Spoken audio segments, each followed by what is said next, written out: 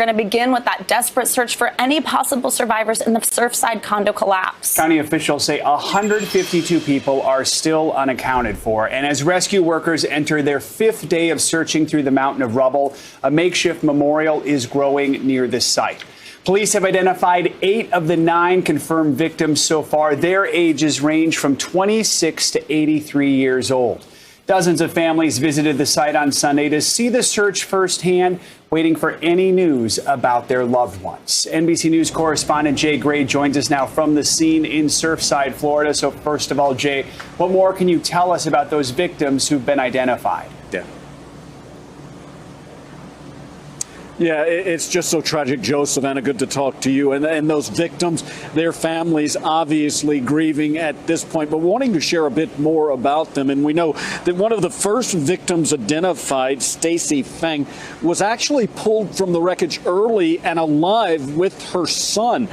They were taken to the hospital. She unfortunately passed away there. Her son still recovering, a 15-year-old junior high student, a baseball player in the area, and a lot of people surrounding him and trying to take care of him as he continues to recover. Then you've got the Lozano couple, and they'd been married for more than 50 years. One of the most tragic things about their passing is that their son lives in a tower just directly across from where they were when they perished.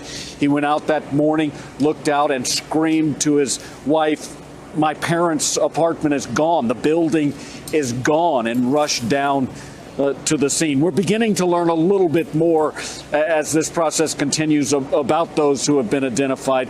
Of course, there are so many who haven't been found, haven't been identified, and there are families struggling with that unknown as well, Joe and Savannah. So, Jay, what is the feeling in that community right now, especially for people who live in the area and near those towers?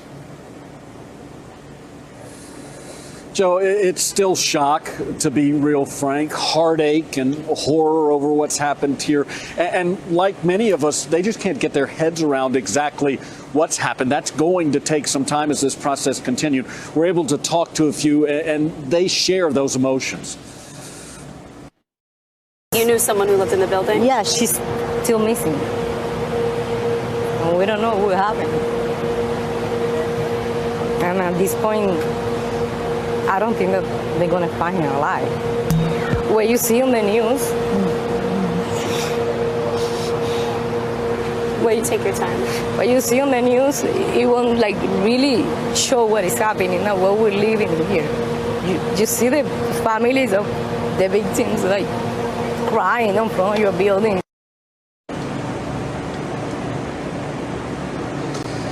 Yeah, and look, you can hear it in the voices here. The investigation continuing and really focused on the bottom of this building, Joe and Savannah, a possible structural failure in or below the underground parking garage. That's where the engineers, the experts are looking right now.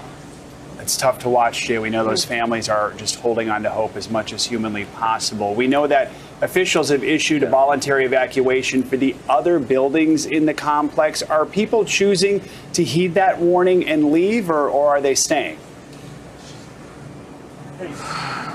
Joe, a mixed bag. There are people who have decided to move out at least for a few weeks and really assess what's going on here. But we've talked to others who say they feel safe. There haven't been any problems. Of course, engineers are looking at all of the towers in this area right now. All right. Jay Gray reporting in Surfside. Jay, thanks so much for your reporting this morning. Appreciate it.